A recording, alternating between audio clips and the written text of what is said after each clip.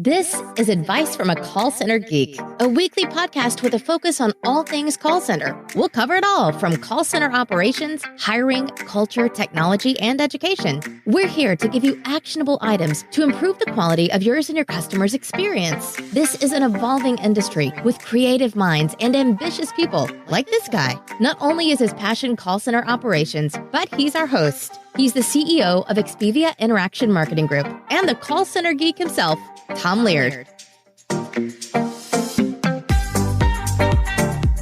Welcome back, everybody, to another episode of Advice from a Call Center Geek, the call center contact center podcast where we try to give you some actionable items to help your contact center improve the overall quality, improve your agent experience, hopefully improve the customer experience as well.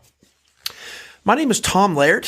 I am the CEO of Expedia Interaction Marketing. We are a call center outsourcer located here in snowy, cold Erie, Pennsylvania, but I guess that's what you get when it's January 19th here. So how's everybody doing? I hope everybody's kind of getting back into the swing of things here.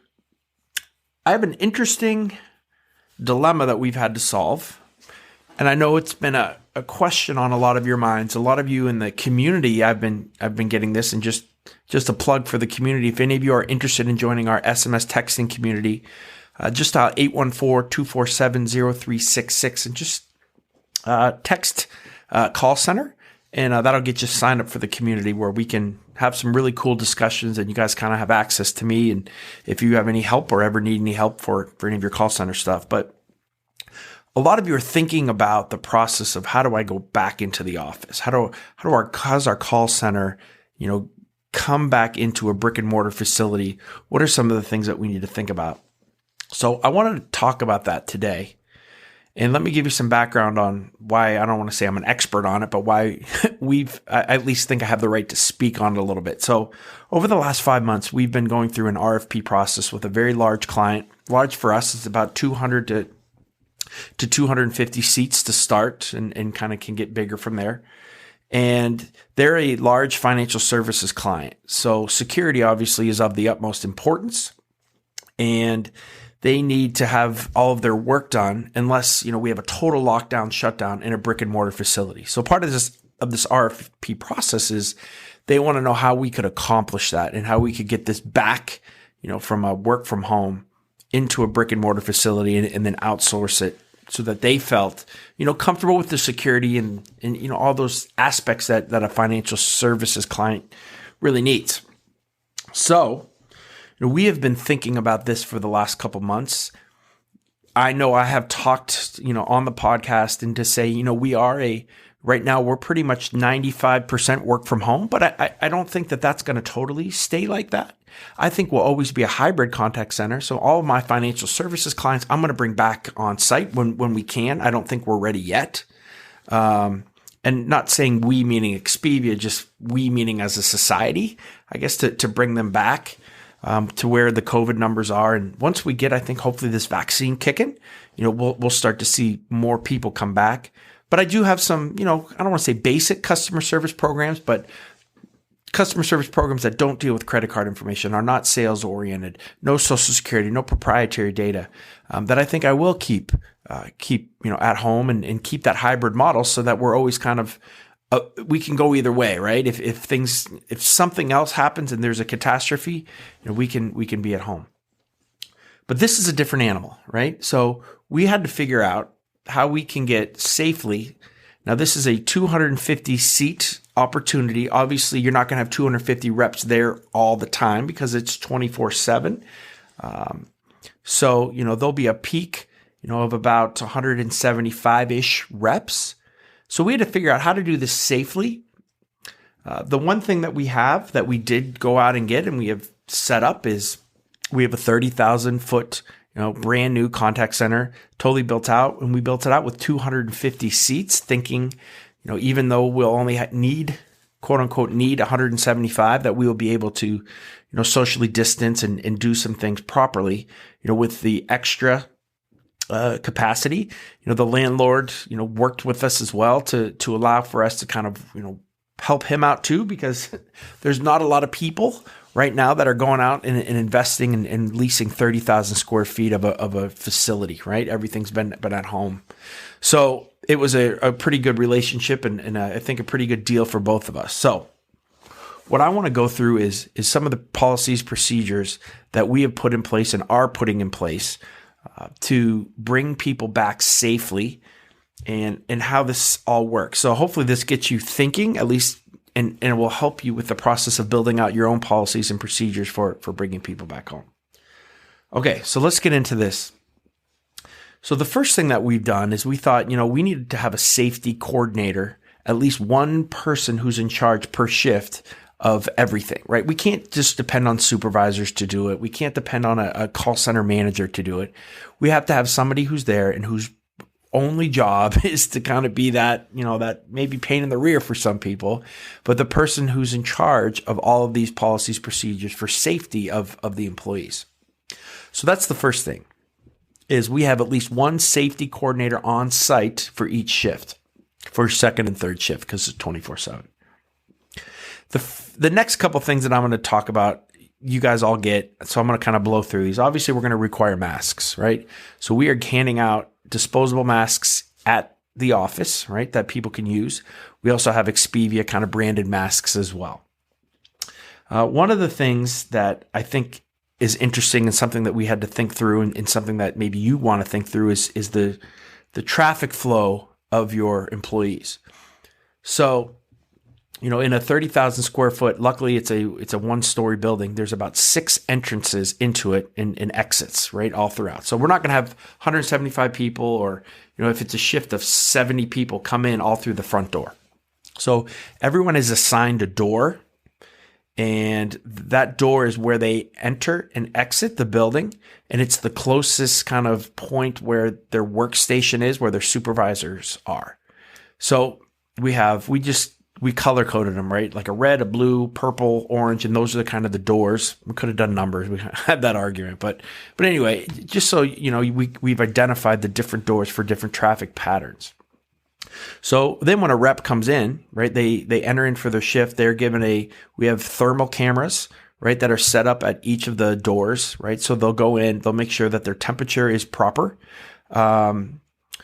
We then have them wash their hands. There's different areas of the building. There's 5 or 6 different bathrooms that they can go into.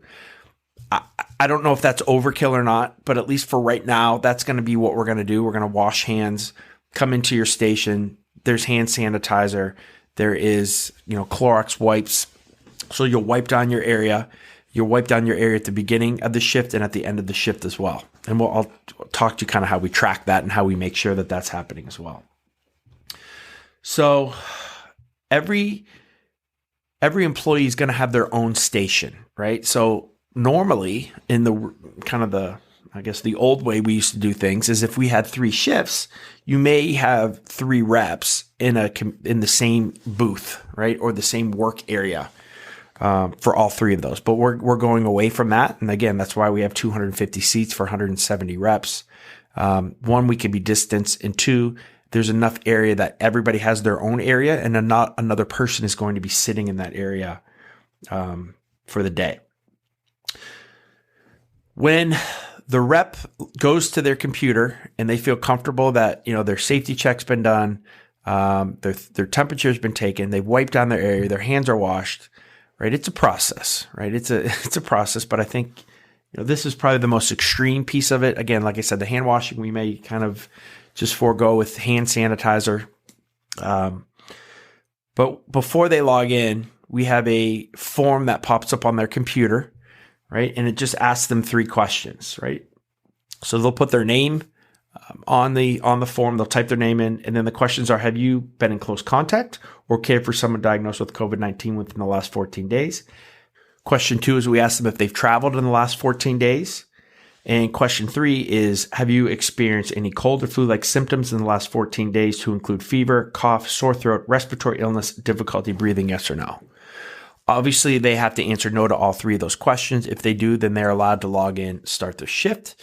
If they say yes to one of those, then they can't log in, right? They have to go see the safety coordinator, and then we kind of will work through that. We also have a policy here that if you feel sick, you stay home, right? We are working with the client to have a small percentage of people every day be able to work from home. I'm not sure if we're going to be able to do that or not, but we're going to have to overstaff and think that through, because that's kind of the world that we live in as a call center now. We might not be as efficient, but I think the safety of the employees trumps the efficiency of an occupancy number at this point, right? So making sure that, again, service the client, make sure that the reps can have a safe place to be at, and obviously they can afford, make an income as well. So we got to make sure that we're kind of balancing all those three, with the priority being to being safe and having it safe for the reps. The safety coordinator will also be in charge of a disinfectant schedule, right? So every area of the building, we will make sure that is disinfected throughout the day. If we have areas that are, they have more people, right, that could congregate or at least use that area, they're disinfected more, right, a couple times throughout the day. We have specific products that we're using in each area to disinfect those areas. We have gotten really crazy. We are pretty liberal with break, right? So like if you wanted to take a break, and you had break time and everything, you're following all procedures, we just let you go. Now we're really trying to schedule breaks, unless you had a horrible call or something crazy happens where, you need a minute. That's not a problem. But unfortunately, it's against kind of my culture and kind of our culture, but the times are we have to schedule breaks to have the most limited amount of people leaving and being around each other at the same time. We've also gotten to the point where we're getting pretty good with knowing who's a smoker and who's not, right? Just kind of understanding that the smokers will probably go outside a little bit more, and some of the non-smokers will go into the break areas a little more. We don't keep any record of that. I mean, obviously we couldn't for privacy issues, but you just kind of have a feeling and you kind of know. So we've been able to kind of think that through a little bit and maybe get a little bit more, nuanced to just saying, go on break, but understanding kind of where people are going to go as well. We try to just have people scheduled and have the traffic flow, right? Go right to a break room, right to a break area. Those types of things are important. They can't hang out and, go talk to somebody who's, their friend in another part of the call center. Like it's hard, right? It's difficult. And like for me it's totally against the culture of kind of what I believe in a call center and kind of the fun aspect and the employee engagement aspect of it. But again, we got to make money, and we have to keep people, more importantly, we have to keep people safe, right? And those people have to make money too. So we want to make sure that, we're doing everything we can to keep this program going extremely well so that our employees can get paid, they can be safe, clients happy. So those are kind of those priorities. And I know I've said it a couple times, but they just resonate with me anytime I feel like, man, are we being too strict with this? But understand it's kind of for the benefit of everybody. And hopefully it's just a short-term thing and we can kind of get back to some of the things that we'd like to do in the past. The last piece of this, and I kind of saved it to the end because I think it's really important, and wanted to kind of give it, I guess, its own little slot here, is social distancing, right? So this is something that we've had to really think through. Right. So even by putting, dots on the floor, right, of where people can walk and how much space that they should give, we are only operating every other call center station, right? And our stations are pretty big here. They're almost 6 foot themselves. So, we did the math or we measured it out, and they technically would be okay. But, we're kind of trying to be uber safe. So we're going every other call center station. The most important thing is your break area, right? Because sometimes the reps just, I'm not saying they don't care, but they see somebody, they want to start talking to them. So really just, marking out, or either we're still debating whether we just leave like our desks that are in there or in chairs that are in there, and just kind of, put a green dot, or if we just take them out and space them out. For TVs, we've taken couches out, which is kind of awful, right? So again, trying to do the best we possibly can to keep everybody safe, but still not make it seem like it's just a real sterile, awful place, right? We still want to have a little bit of camaraderie, but understand that we have to do it under different terms and different policies and procedures. So that's kind of, I guess, the 30,000 foot view of what we're going to be doing. and how we're going to be operating in kind of the new norm of bringing everybody back. We do have a QA area that will actually be at a different facility. So we have a couple buildings here in town. So we wanted to keep as much space as we can for the reps. So our QA is going to be done in kind of in our main headquarters. That's kind of where my office is here, or at least it is for now. So that way we can really space those guys out as well. And I think I kind of almost like it not having them, there. So there's a better communication culture between the QA and the supervisors that happen. So the supervisors have to go talk to the reps and do more coaching when it comes to QA. And so QA's kind of went back to that real analytical, drill down of calls, and the supervisors are really taking that role of the coach. The other thing that we're doing though too, and I forgot to talk about this, it's not on my list, but just popped into my head, is we're still using Slack a lot, right? So supervisors before could just walk around and kind of high five reps and could talk to reps. Well, they can't do that right now, right? So we are keeping our supervisors still at kind of arm's length. They'll still be around their team, but they're not going to be within 6 feet of their team, which makes coaching and those types of things a little bit more difficult.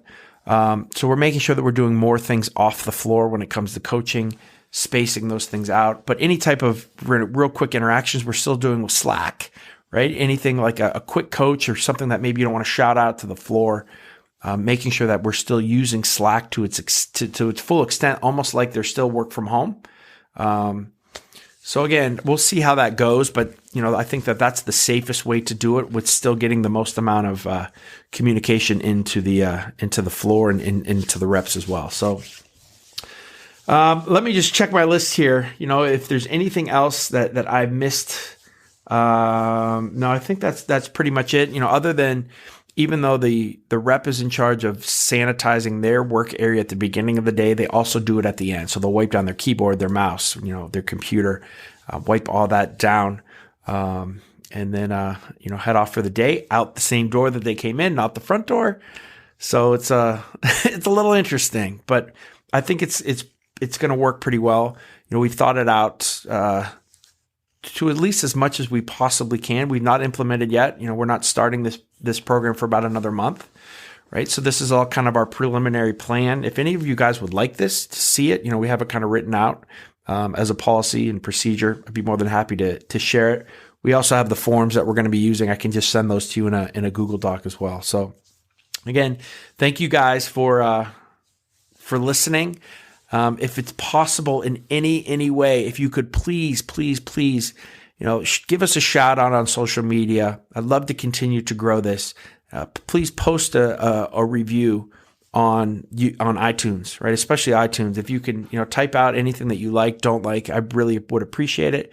And then please check out our communities, right? We have a Advice from a Call Center Geek Facebook page and Advice from a Call Center Geek Facebook community, where we have a lot of like minds. And if you have any issues or questions on call center stuff, you're more than happy to kind of hear from your peers, and hopefully there's a pretty good give and take there. So again, thank you guys very much. I look forward to speaking to you next week, and I'd love to hear some follow up or your thoughts on some of what we're doing here to bring our agents back into the office.